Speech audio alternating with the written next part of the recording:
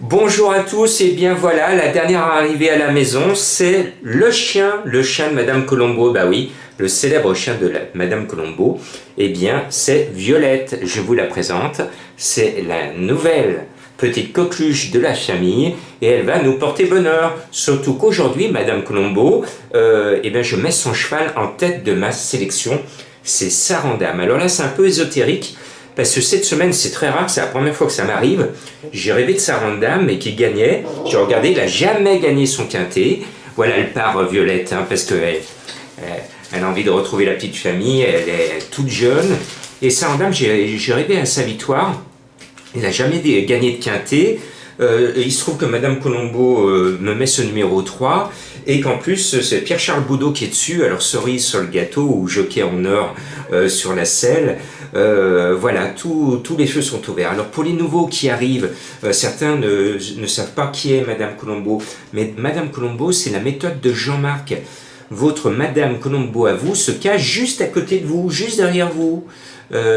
Prenez votre journal, vous le donnez à quelqu'un qui ne connaît rien aux courses et vous dites à cette personne à côté de vous, donne-moi un numéro, un nom qui te plaît ou un numéro fétiche. Cette personne va vous balancer comme ça au hasard un nom ou un numéro et cette personne va vous rajouter le cheval que vous vous interdisez à mettre. Voilà. Bon, eh bien, on met le 3, le cheval de Madame Colombo. Mon rêve était peut-être prémonitoire. Et puis après, je ne me suis pas cassé la tête. Les chevaux du haut du tableau sont les meilleurs. Donc j'ai fait 3-2-1. Je mets le 2, Bella Riva, on la connaît bien. C'est une star des tiercés. Et je trouve qu'elle dégringole de catégorie. Et c'est avec beaucoup de plaisir, de bonheur que je retrouve dans un tiercé. Il y avait longtemps qu'on ne l'avait pas vu. Cette année, il nous boudait. C'est Max la Frépouille, le numéro 1, il est libre Max. Alors je pense qu'il a baissé de qualité quand même parce qu'il est comme nous, il est un peu vieilli, mais là c'est un petit tiercé à cran.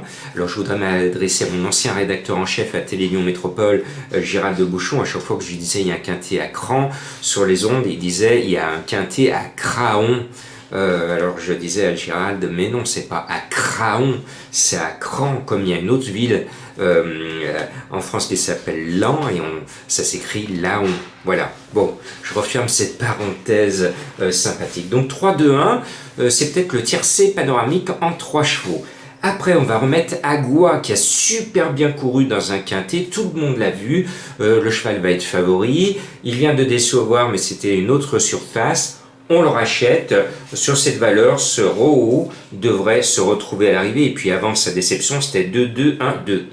Donc voilà, on a de bons chevaux en tête de ma sélection. Alors après, c'est plus compliqué, tout peut arriver. 4 chevaux, 4 bases quelque part.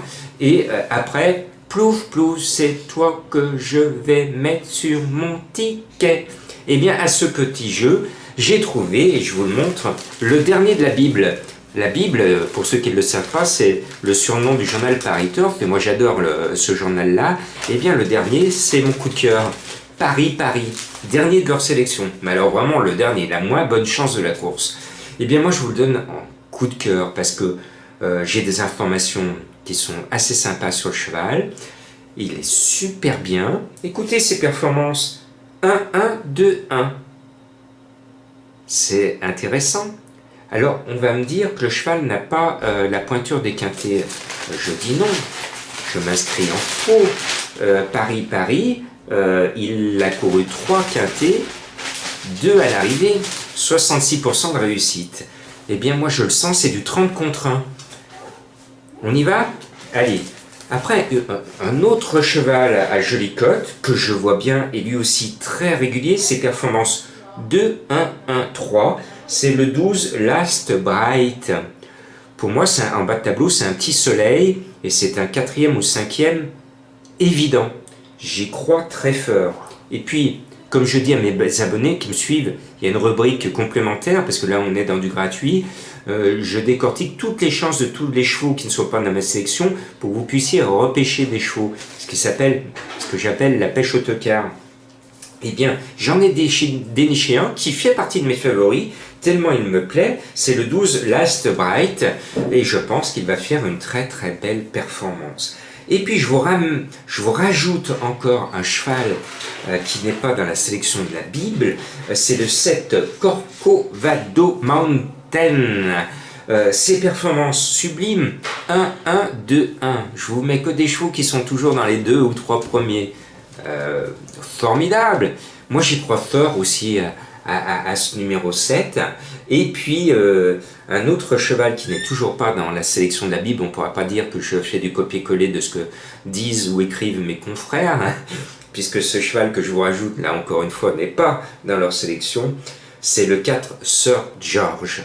Voilà, et donc je voulais saluer mes confrères Paris Turf parce que depuis que je suis né, je suis bercé par ce journal et j'ai eu beaucoup de bonheur ensuite de travailler plus d'une dizaine d'années pour le journal Week-end. Maintenant c'est tout le même groupe, hein, tout a été regroupé, c'est dommage parce que chaque journal à l'époque avait sa saveur, sa finesse, sa ligne éditoriale et puis là on a tout, voilà. On a tout formaté, on a les mêmes informations, on a les mêmes commentaires, on a à peu près les mêmes pronos, alors il y en a plein, mais bon, on retombe sur les mêmes.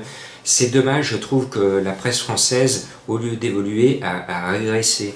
Avant, on avait vraiment, on pouvait acheter 4 journaux différents, on avait 4 versions différentes. Aujourd'hui, vous en achetez 5 différents, vous avez les 5 mêmes commentaires. Voilà la différence. Et on dit qu'on est en période de crise, et moi je travaille pour le journal Le Progrès à Lyon. Les ventes c'est très dur, la presse écrite est en grande crise, et donc je me dis, j'essaie de réveiller par cette vidéo mes confrères et les patrons de grands groupes de presse. Il faut redispatcher, redonner de la saveur à nos papiers, redonner de la différence, redonner de l'originalité pour que les gens se remettent à acheter votre canard. Le canard, c'est le surnom du papier journal. Voilà, je m'adresse, je dis, j'explique parce que mes turfistes français le savent très bien, mais j'ai l'honneur d'être suivi dans le monde entier. Alors ce qui est évident pour nous dans notre jargon franco-lyonnais ne l'est pas forcément pour des gens qui sont au bout du monde. C'est pour ça que des fois j'explique bien mon propos. Voilà, bonne semaine, bonne chance, bon courage.